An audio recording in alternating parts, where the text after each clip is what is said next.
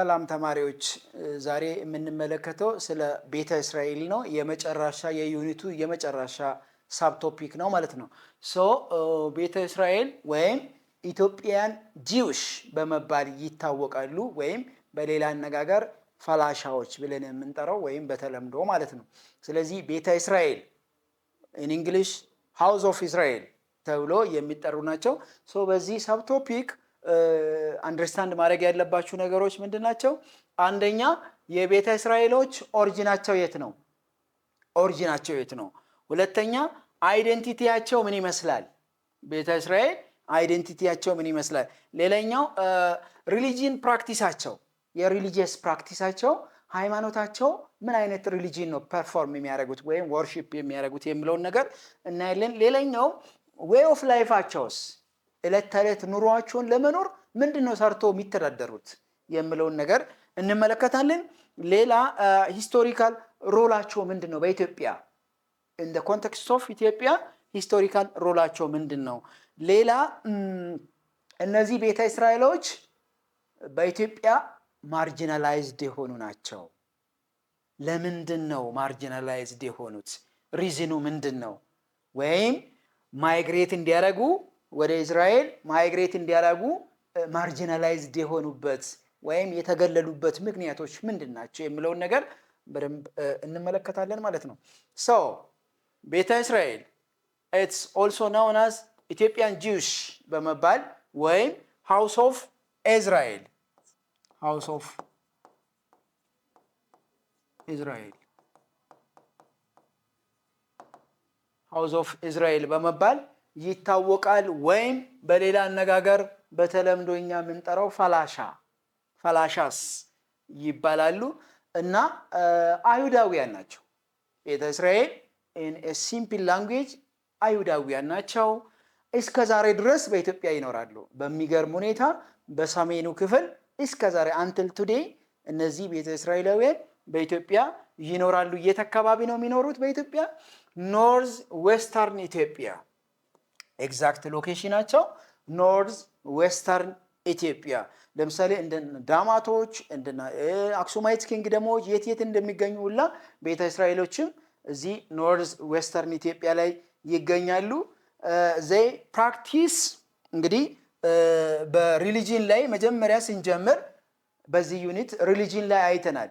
እነሱ ፕራክቲስ የሚያደርጉት ወርሺፕ የሚያደርጉት የራሳቸው የሆነ ሪሊጂን አላቸው እስከ ዛሬ ድረስ አይደለም። ኢትዮጵያ ውስጥ እስራኤል ውስጥም እዛ ጀሩሳሌምም የራሳቸው የሆነ ሃይማኖት ነው የሚከተሉት። ይሄ ጁዲዝም ይባላል። ይሄ ጁዲዝም ዘይ ሴፓሬት ፍሮም ክርስቲያን፣ ከክርስቲያኖች ሴፓሬትድ ሆኖ ነው። ከሙስሊሞችም ከክርስቲያኖችም በሴፓሬሽን ነው የሚኖሩት። ለዛ ነው ማርጂናላይዝድ የሆኑት። ይሄ በሃይማኖት ብቻም ሳይሆን ሌላ ኦኩፔሽንም ራሱ አንዱ ፋክተር ነው ማርጂናላይዝድ እንዲሆኑ ማለት ነው። እሺ ኦኬ፣ ኦሪጂናቸውን እንመልከት። ኦሪጂናቸውን የቤተ እስራኤላውያን ኦሪጂን their exact origin is not clearly known። እንግዲህ ታሪክ የሚያሳየን የነሱ ኤግዛክት ኦሪጂናቸው በግልጽ አይታወቅም ብሎ ታሪክ ያስቀምጣል። ነገር ግን አንዳንድ ሂስቶሪያንስ ስኮላሮች፣ አንዳንድ ሪሰርቾች እንደሚያመላክት ከሆነ እነማን ናቸው? ኤንሸንት እስራኤላውያን ናቸው። የድሮ የጥንት እስራኤላውያን ናቸው። ወዴት ነው የመጡት? ወደ ኢትዮጵያ የመጡ ናቸው ተብሎ ይገመታል። መቼ ነው የመጡት? በ1918 እስከ 1990ዎቹ ውስጥ ድረስ የነበረው የነሱ ማይግሬሽን ከእስራኤል ወደ ኢትዮጵያ የመጡ ናቸው። በማንም አማካይነት ነው የመጡት? ዱሪንግ the period of ኪንግ ሰለሞን and queen ሼባ፣ ንግስተ ሳባ እና በንጉስ ሰለሞን ጊዜ። እንግዲህ ንግስተ ሳባ በዛን ሰዓት የኢትዮጵያ ንግስት ነች። ንጉስ ሰለሞን የእስራኤል ንጉስ ነው። እንግዲህ ዓለም ላይ በጣም ጠቢቡ ሰለሞን ተብሎ በሆሊ ባይብልም የተጻፈው ንጉስ ሰለሞን ነውና የሱን ዝና የሱን ታሪክ ሰምታ ቪዚት ለማድረግ ወደ እስራኤል በሄደችበት ንግስተ ሳባ የመጀመሪያ አንድ እስራኤላዊ ልጅ አርግዛ ወደ ኢትዮጵያ ተመለሰች። ያም ስሙ ምኒልክ የመጀመሪያ ወይ ምኒልክ ፈርስት የሚባለው ወለደች ማለት ነው።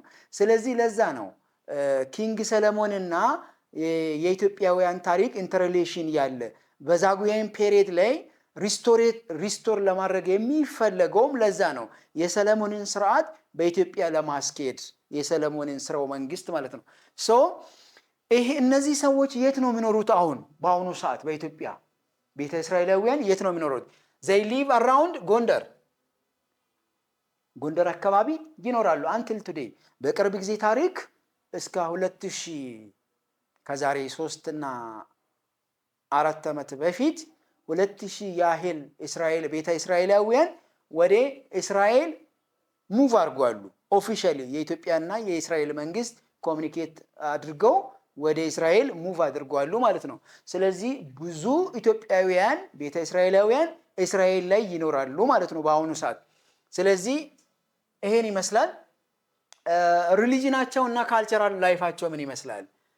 ሪሊጂናቸው እንግዲህ እንደሚታወቀው የራሳቸው የሆነ ጂውሾች ናቸው። እነሱ የእስራኤላውያን ህግን የሚከተሉ ናቸው።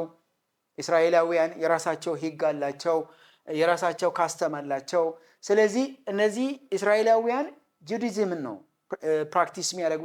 በጁዲዝምና በክርስቲያኒቲ በሁለቱም ልዩነት እንዳለ ከዚህ ቀደም በነበረው ቪዲዮ ላይ አስቀምጫለሁ።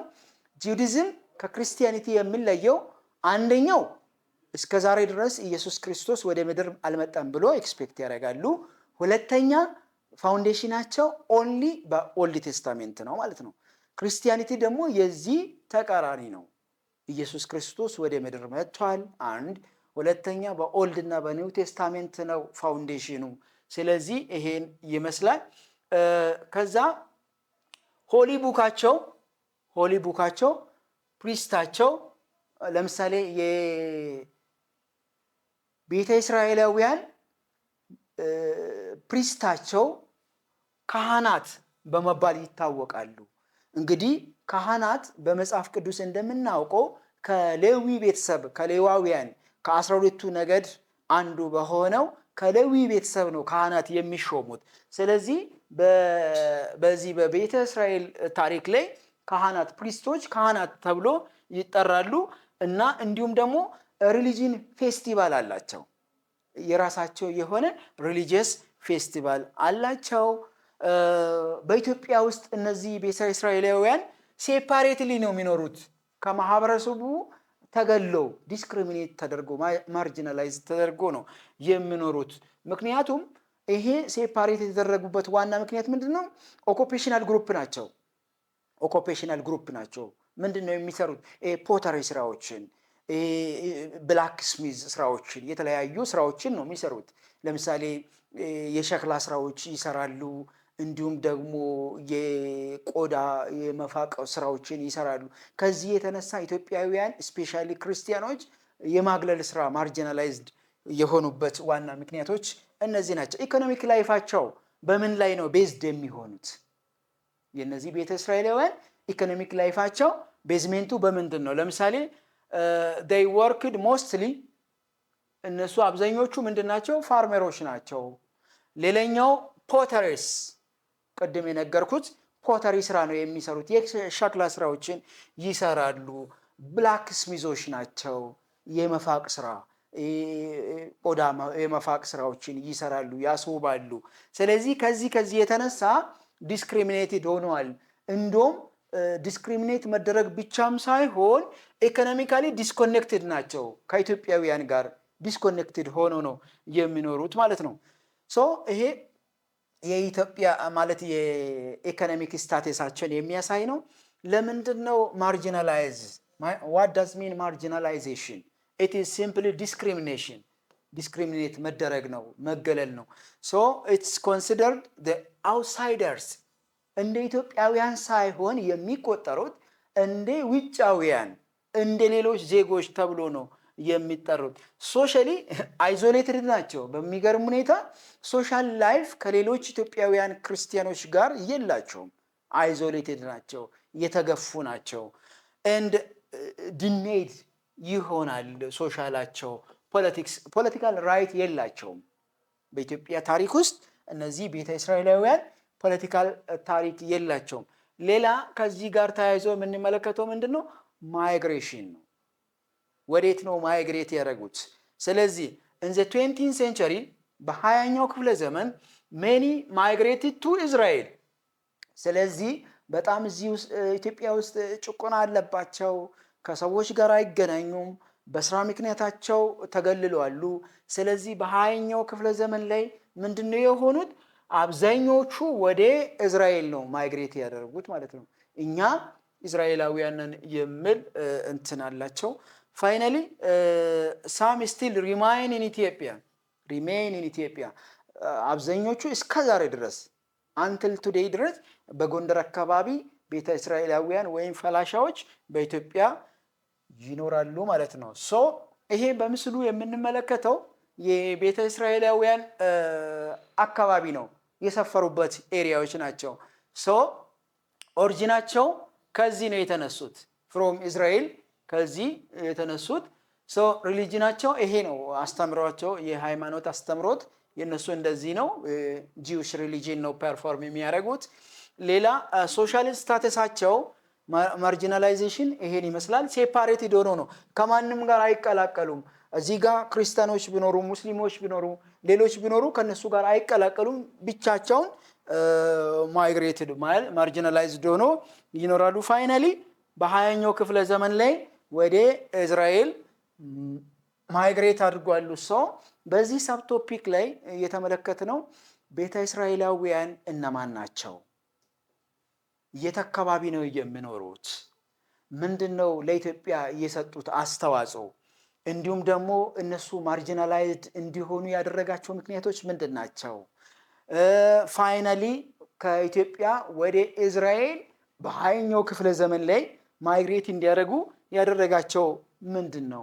ጆርኒያቸውን እንዲያስቀጥሉ ያደረጋቸው ነገሮች ምንድን ናቸው? ቻሌንጆቹ ምንድን ናቸው የሚለውን ነገር በደንብ ተመልክተናል። ሶ ኢንጀነራሊ በዚህ በዩኒት 3 የተመለከትነው ምንድን ነው?